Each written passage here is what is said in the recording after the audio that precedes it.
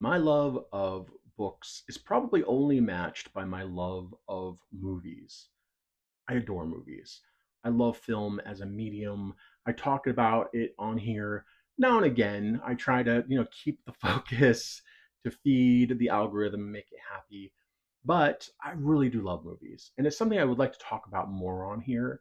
And what better way to do that than talking about the book Movie Madness, a celebration of 30 years behind Portland's iconic video store. I have never been to Movie Madness, but after reading this book, I really, really want to go. I actually have never been to Portland. I love the Pacific Northwest, been out there many times to Seattle, never made it to Portland. Watch Portlandia, love Portlandia, but it's not quite the same thing.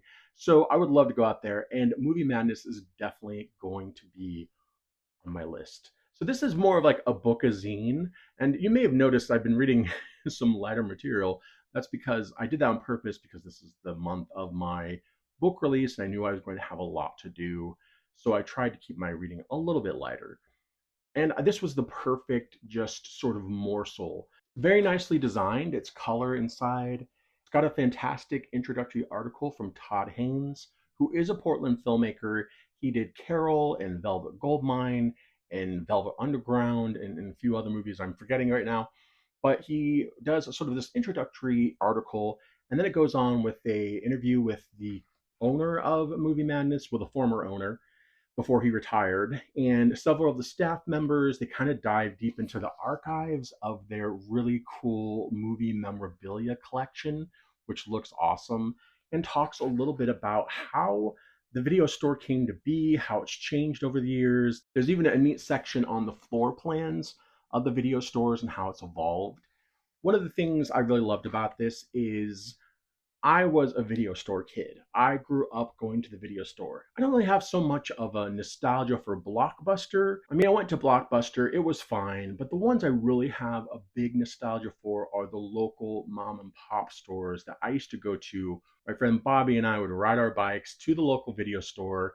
It was a tiny little place that had dollar rentals, and that was key because we had very little money. Most of it usually I found in drawers and in couches, cushions, which my mom would always tell me, like, that's not really your money. But I'm like, well, finders keepers. And she let me do that. We'd go to the video store and just find stuff. I saw so many cool movies as a kid, and a lot of them were, because they were dollar releases, either older or they were more offbeat. One of our favorite rentals, which we rented many, many times, was Inframan. Inframan was sort of like a Power Rangers esque sort of show. But before Power Rangers was out, I think Power Rangers was probably still a good 6 years away when we were watching this, but we just thought it was wild and cool. Inframan could shoot out his fists and he had all these monsters he was fighting.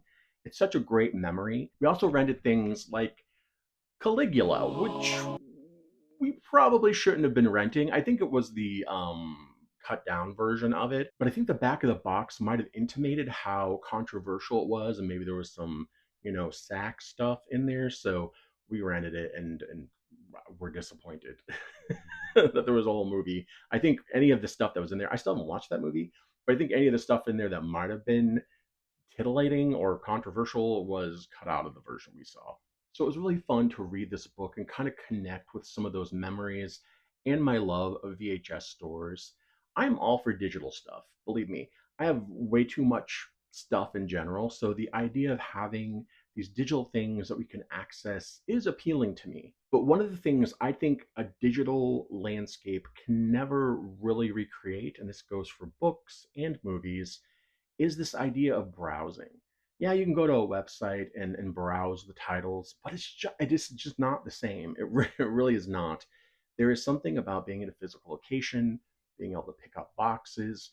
You notice things that you wouldn't necessarily have noticed.